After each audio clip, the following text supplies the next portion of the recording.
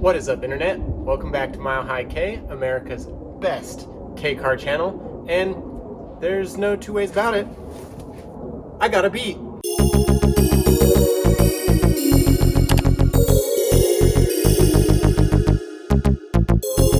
Sorry I've been MIA for a little bit. Work has been crazy hectic this summer, and I've been slowly working on the van in the background, and then an opportunity came up that I just could not pass up. So I sold the MR2 and I bought the Beat.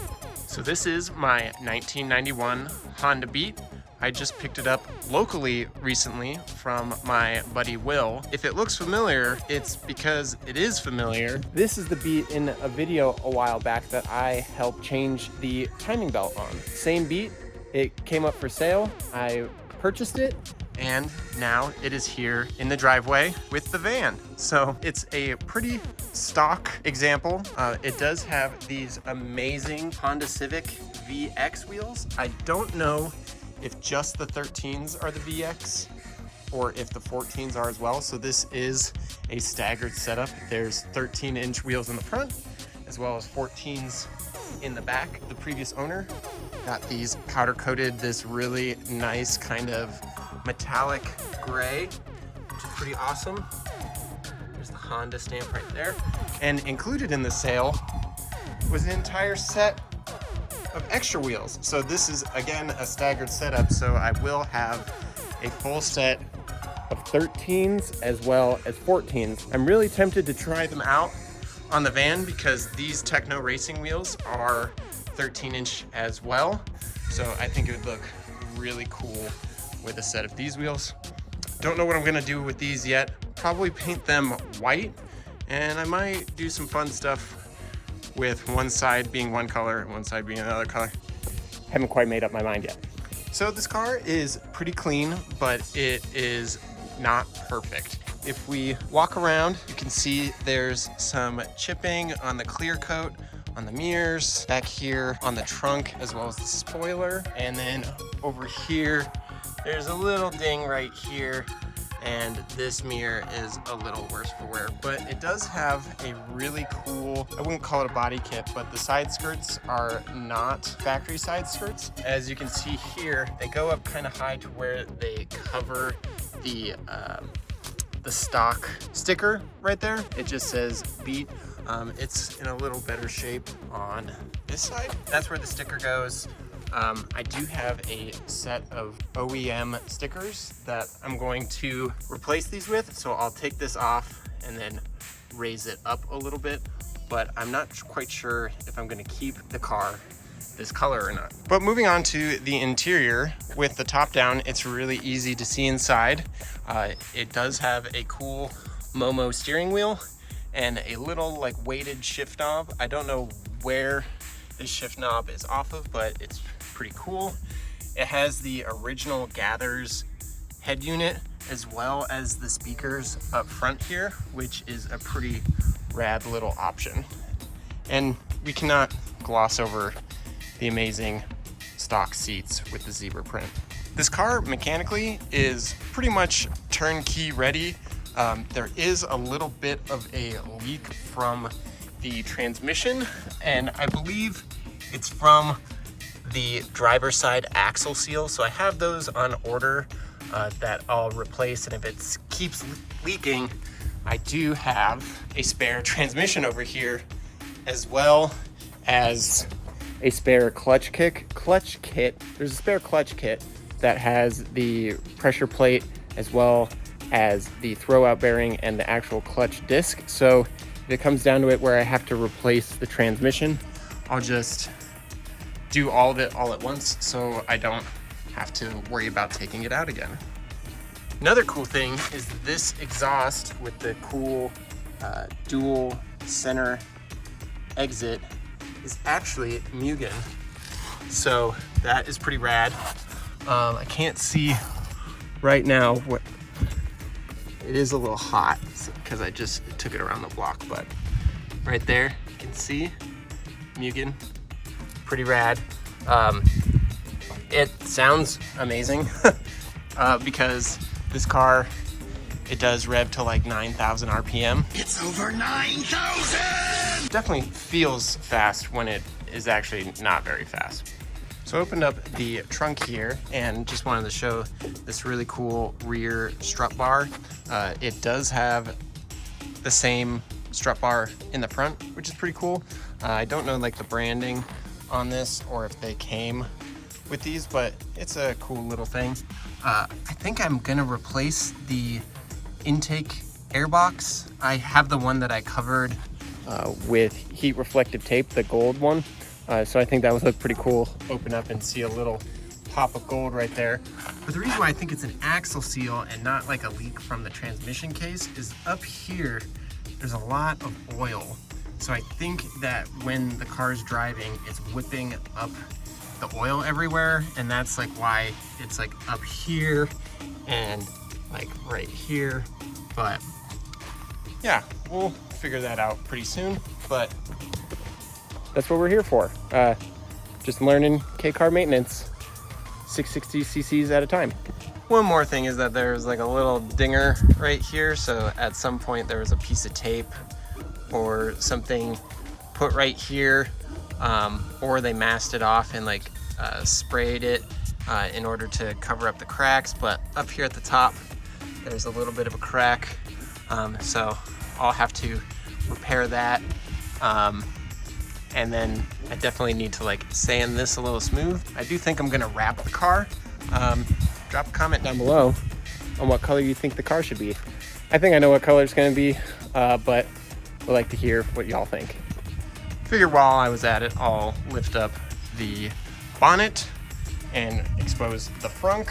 So it still has the original spare tire. Here's that strut bar that I was talking about. But yeah, it still has everything there, which I'm really stoked on. I do think that this car was in a little bit of a fender bender because you can see there, I marked out like where the hood attaches to, because when you put it down, you can tell that some of the panel gaps aren't quite spot on, which isn't too big of a deal. Yeah, you can see right here, there's a little bit bigger of a gap than there is over there, and it sits a little lower. You can raise and lower the little rubber pads right here, but when I was just driving it, you could really see the hood flutter up and down. I don't know if there's any way to remedy that, but I just unscrewed it a little bit to make it a little higher. And then like the gap right here is a little like pushed in. Don't know if you can see it, but definitely think it just like a little fender bender. I don't know if that was like when it was in the States or back in Japan. Who knows? I love the car, but I do need to like reattach the side skirts a little better. They're just like held in there with like little sheet metal screws, but I think I'll do that when I change the color on the car.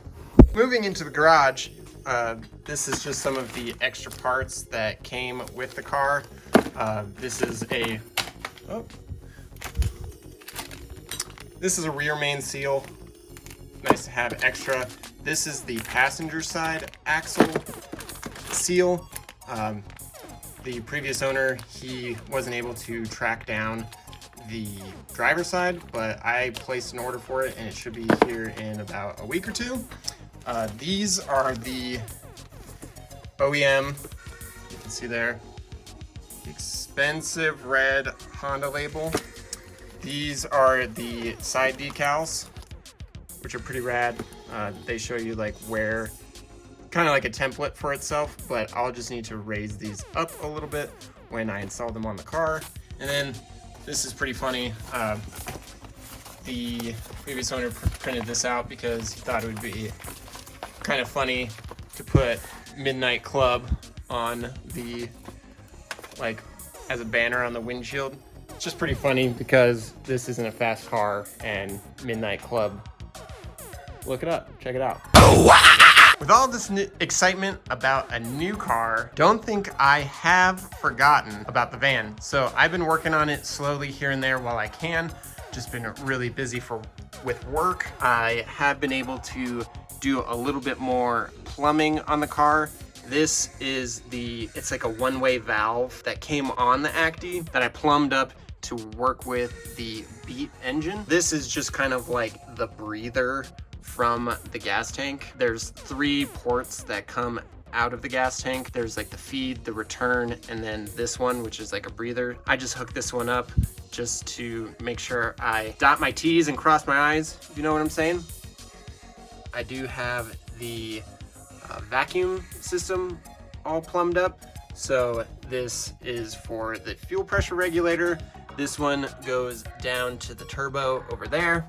And then this goes to the map sensor that is built into the ECU. And I do have the ECU sitting down there. You can kind of see it.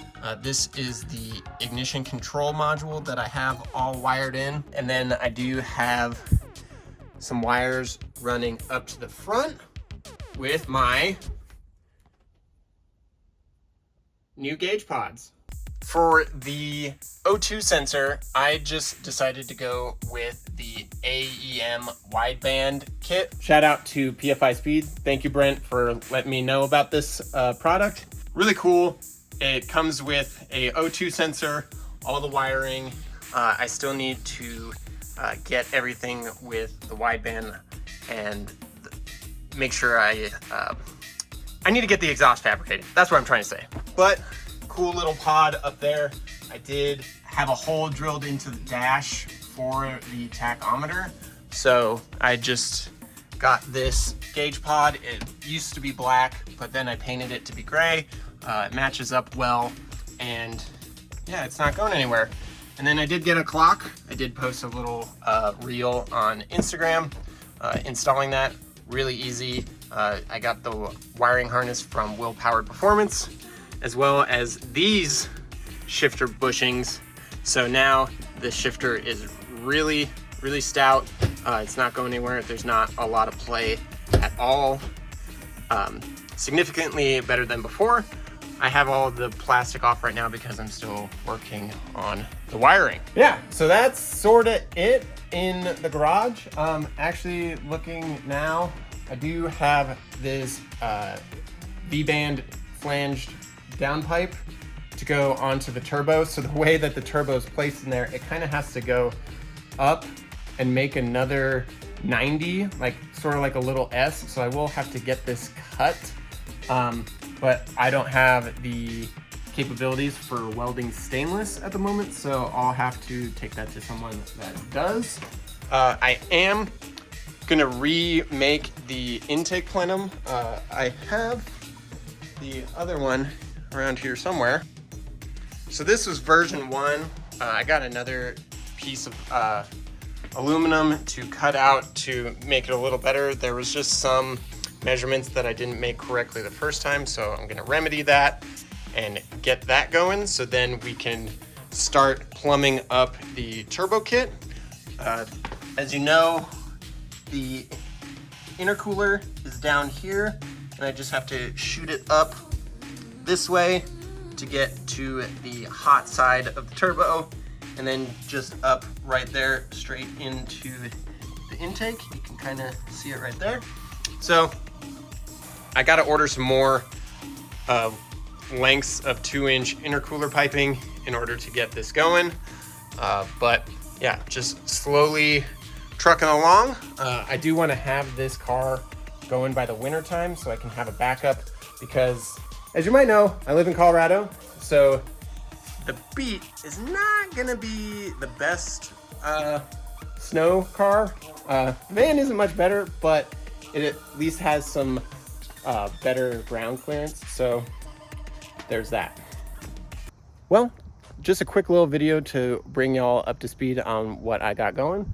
So I got a new car, made some headway on the van project, and just trucking along as usual. Thanks for watching. I appreciate it, and hopefully I'll be a little better about uploading more frequently. Now I have an excuse to make more videos, because now I got not 1 but 2 K car. That's it for now. Thanks for watching. See you next time, and remember, keep it small.